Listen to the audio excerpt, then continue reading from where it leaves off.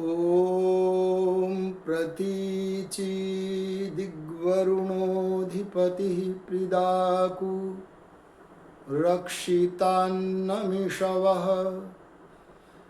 तेभ्यो नमोऽधिपतिभ्यो नमो रक्षितृभ्यो नम ईशुभ्यो नम एभ्यो अस्तु योऽस्मान् द्वेष्टियं वयं द्विष्मस्तं वोजं भेदधमः। आदरणीय पवित्र आत्माओं, योगीराज महर्षि दयानंद सरस्वती के द्वारा प्रदत्त संध्या की पद्धति के मनसा परिक्रमा मंत्रों के माध्यम से हम मन की वासनाओं को हटाने से जीवात्मा की आत्मिक उन्नति की क्रमिक अवस्थाओं का वर्णन कर रहे हैं। ज्यों ज्यों आत्मिक शक्तियों का विकास होने लगता है, त्यों त्यों इसके मन की स्थिति में परिवर्तन होता है और जैसा जैसा आत्मिक शक्तियों का विकास और मानसिक स्थिति में परिवर्तन होता है, वैसे वैसे ही परमात्मा की सदा प्रस्तुत रहने वाली शक्तियाँ इसको लाभान्वित करने लगती हैं। इस विषय में हम पीछे मनसा परिक्रमा मंत्रों के अर्थों का व्याख्यान करते हुए 2 चलचित्र बना चुके हैं। अब यह तीसरा चलचित्र आपके समक्ष प्रस्तुत है। अपितु मैं कहूँगा 2 चलचित्र नहीं, पीछे 3 चलचित्र बना चुके हैं। अब ये चौथा चलचित्र आपके मध्य में उपस्थित है। इस चौथे चलचित्र में हम मनसा परिक्रमा के तीसरे मंत्र का संक्षिप्त अर्थ आपके समक्ष रखना चाह रहे हैं। मंत्र का पाठ अभी मैंने आपके समक्ष किया था। जो पवित्र आत्मा प्रतिदिन प्रातःकाल ब्रह्म वेला में और सायंकाल तारों की छाँव में भगवान का ध्यान करते हैं, वे अवश्य ही इन मंत्रों का पाठ करते होंगे। इस मंत्र में कहा है प्रतीचि दिक्। पीछे के चलचित्रों में हम बता चुके हैं दिक् नाम अवस्था का है। प्रेम मार्ग में मनुष्य की जीवन की अवस्था वासनाओं के संग्रह की अवस्था थी। अब यह वासनाओं का संग्रह नहीं करता, बल्कि वासनाओं का त्याग करता है। दिक् शब्द दिश धातु से बना है, जिसका अर्थ है अतिसर्जन व त्याग। यहां दिक् शब्द से उन अवस्थाओं का वर्णन है, कल्याण मार्ग का पथिक जिन अवस्थाओं में अपने मन की दुर्वासनाओं का त्याग करता है। कल्याण मार्ग के पथिक की अवस्था दुर्वासनाओं के त्याग की ही अवस्था होती है।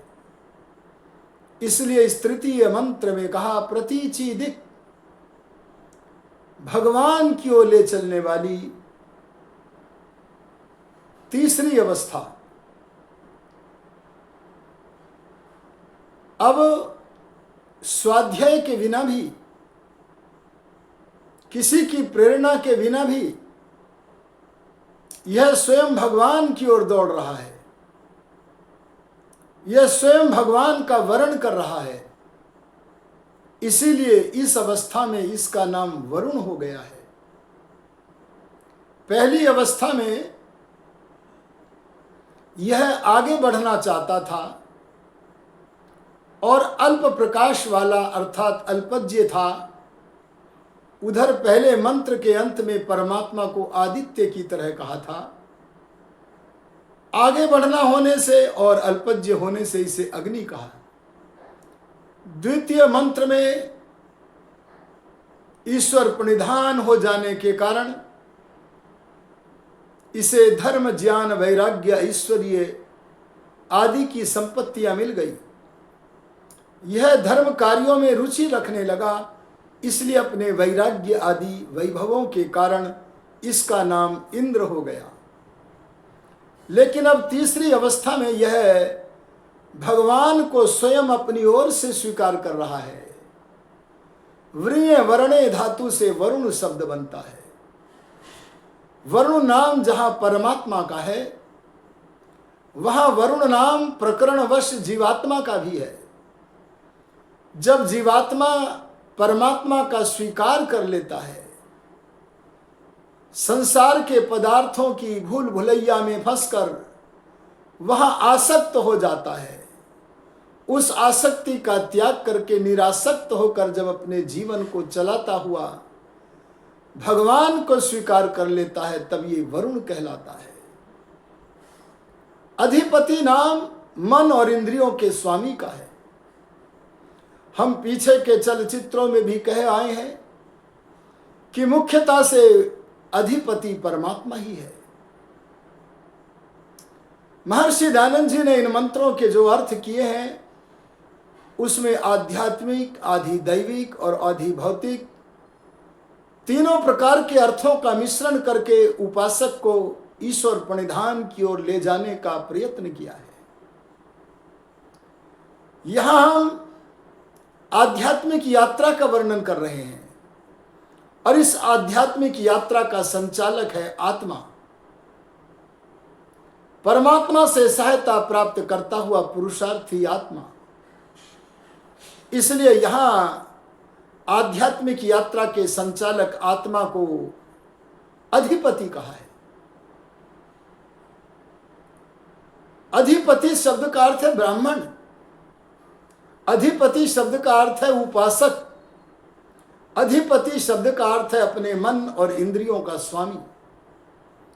वेद में कहा है ब्रह्म एव ब्रह्म पदवायम ब्राह्मणो अधिपति। ब्रह्म ज्ञान के द्वारा प्राप्त करने के योग्य है, और जो ब्रह्म का दर्शन कर लेता है वह ब्राह्मण अर्थात अधिपति उपासक बन जाता है। इसलिए अब यह कल्याण मार्ग का पथिक हो जाने से अधिपति मन इंद्रियों का स्वामी ईश्वर का उपासक है। तो अधिपति का अर्थ इन मंत्रों में है उपासक आत्मा। यह वरुण है, अपनी ओर से भगवान का वर्ण कर चुका है। वरुणोधिपति प्रिदाकु, और जब भगवान की ओर दौड़ करके झुका हुआ है तो इसका मन कैसा है? प्रिदाकु। प्रथम मंत्र की जो पहली अवस्था थी उसमें इसका मन था असित है, काला। द्वितीय मंत्र अर्थात दूसरी अवस्था में आगे बढ़ने पर इसका मन हो गया था तमोगुण रहित, पर रजोगुण बहुत प्रबल मात्रा में था, इसलिए टेढ़ी रेखा में चलते हुए जंतुओं की तरह इसका मन चंचल ही नहीं, अति चंचल और मुक्ति से वंचित रखने वाला था। अब तीसरी अवस्था में इसका मन प्रिदाकु है। प्रिदाकु शब्द पर्द धातु से काकु प्रत्यय करने पर बनता है। पर्द धातु का अर्थ है बुरे बुरे शब्द करना। यद्यपि सृष्टि में अनेक जंतु बुरे बुरे शब्द करते हैं, लेकिन हमारे इस प्रकरण में अजगर शब्द को यहां ग्रहण किया जा सकता है। अजगर की तरह बुरे बुरे शब्द करने वाली दृढ़मूल वासनाएं, छोटे मोटे संस्कारों को तो उखाड़ फेंक दिया है, लेकिन जो अजगर सदृश दृढ़मूल बुरे बुरे शब्द करने वाले दृढ़मूल बुरे संस्कार हैं, बस वे कभी कभी मन में बुरा शब्द करते हैं। मन अजगरों के सदृश केवल दृढ़मूल संस्कारों को धारण किए हुए बाकी छोटे मोटे संस्कारों को निकाल करके फेंक दिया है। प्रदाकु रक्षिता, प्रत्येक मंत्र में रक्षिता पद आता है। रक्षिता का अर्थ हमने पीछे भी बताया था, मन का नाम रक्षिता है। वेद में पद वाक्य आता है, रक्षितारम दुघानाम करेणेव विचकर्तारवेण। इस वेद वाक्य में रक्षिता नाम मन का है। उपासक का मन बाहर से भी रक्षा करता है। रक्षिता शब्द रक्ष धातु से बना है, जिसका अर्थ है रक्षा करना। पहले तो व्यक्ति संसार के दृश्यों को, विषयों को आसक्ति के साथ ग्रहण किया करता था, तो विषय इसे बांध लेते थे, बंधन में डाल लेते थे। लेकिन अब यह अनासक्त होकर केवल जीवन के संचालन के लिए मात्र विषयों का सेवन करता है। चूंकि निरासक्त होकर विषयों का सेवन करता है, इसलिए बाहर के विषयों की प्रतिछाया इसके मन पर नहीं पड़ती, इसके अंतःकरण के कोने चित्तमंडल पर नहीं पड़ती, और इसका मन अब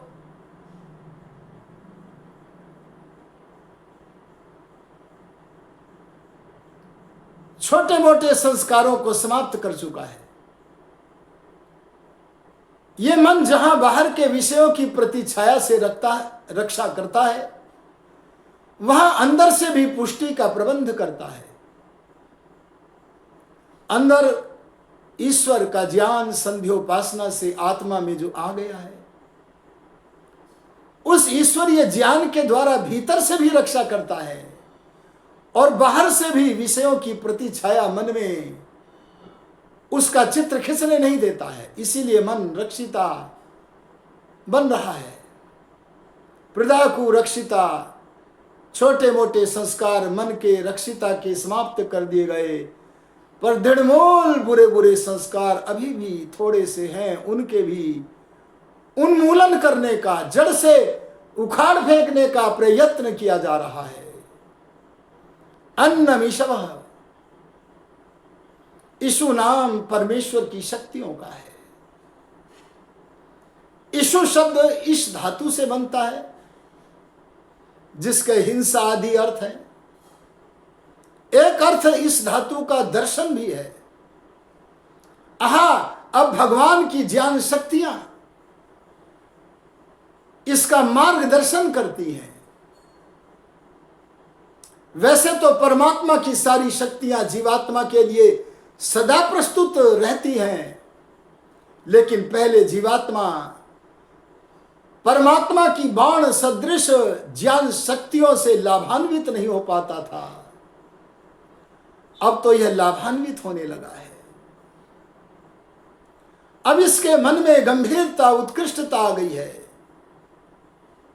स्मृति शक्ति बढ़ गई है। वेद में भी इस अवस्था का वर्णन करते हुए कहा है, स्मृति शक्ति बढ़ने से यह चेतस है, चेतः है। किसी बात को जानकर उसे तुरंत धारण कर लेता है, इसलिए इसका नाम धृति है। ज्ञान में उत्कृष्टता आ गई है, इसलिए इसका नाम प्रज्ञान है।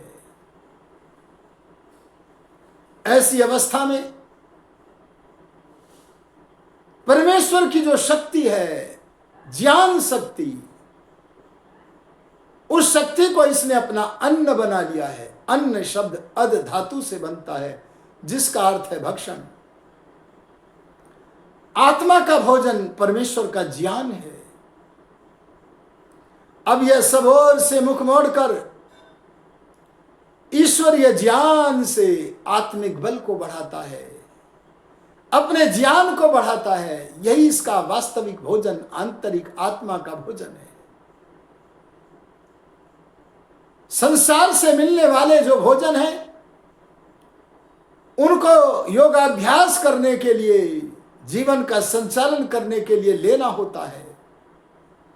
लेकिन अब यह अपनी ओर से आत्मा का जो भोजन ईश्वरीय ज्ञान है, उससे अपने ज्ञान को भी बढ़ाता है, आत्मिक बल को भी बढ़ाता है। इसीलिए यहां परमेश्वर की वाण सदृश शक्तियों को, अरे ज्ञान शक्तियों को अन्न कहा है। अब यह परमेश्वर में निमग्न रहता है, ईश्वर के विचार में निमग्न रहता है, ईश्वर परिधान करता हुआ, वैराग्य को धारण करता हुआ यह चौथी कक्षा की ओर अभिगमन करता है। चौथी श्रेणी, चौथी अवस्था, जहां वासनाओं का निरंतर त्याग ही त्याग करना है, उसकी ओर अभिगमन करता है। उस चौथी अवस्था का वर्णन हम मनसा परिक्रमा के अगले मंत्र के माध्यम से करेंगे। उदीची दिक्सोमोधिपति, इस मंत्र के माध्यम से करेंगे। आप यदि आध्यात्मिक आंगन के खिलाड़ी बनना चाहते हैं, आप यदि सनातन सदा विद्यमान रहने वाले ईश्वर की कल्याणी वाणी वेद के रहस्यों को जानना चाहते हैं, तो आप अपने इस सुखमग्न वैदिक संस्थान नामक YouTube चैनल को सब्सक्राइब करें तथा आपको नोटिफिकेशन नए नए चलचित्रों के मिलते रहें, प्रवचनों के मिलते रहें। इसलिए आप बेल आइकॉन की घंटी भी दबा दें। अब तो इन्हीं शब्दों के साथ मैं अपनी वाणी को विरमित करता हूँ। ओम शम।